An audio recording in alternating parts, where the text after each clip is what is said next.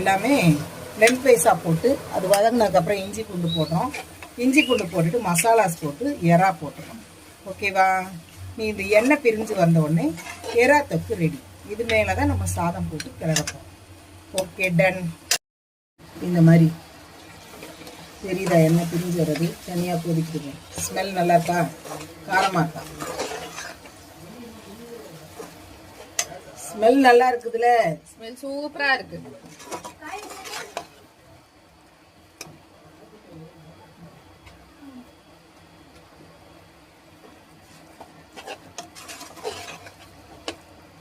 இப்போ எறா வெந்துருச்சான்னு செக் பண்ணணும்.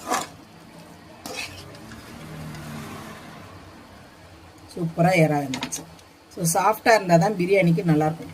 ரொம்ப நேரம் வேக வச்சா ரஃப்பாக போயிடும். அப்படி தொக்கு ரெடி. இப்போ இதில் நம்ம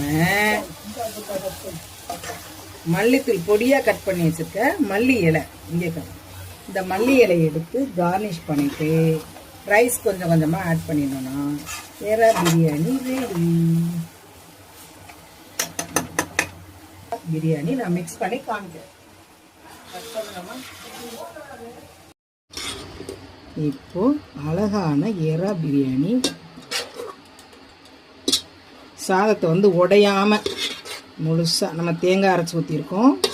அதனால் நெய் போட்டுக்கோம். சாதம் வந்து உடையாது. நம்ம கிளறும் போதும் பட்டுன்னு கிளறாமல் நீட்டாக இப்படி ஜென்டலாக பண்ணோம்னா சூப்பராக அப்படி பொழுன்னு வரும்.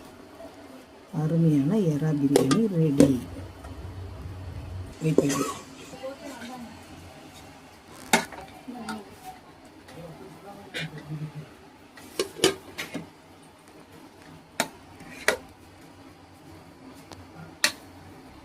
இதே போல் உங்கள் வீட்டில் செஞ்சு பாருங்கள்.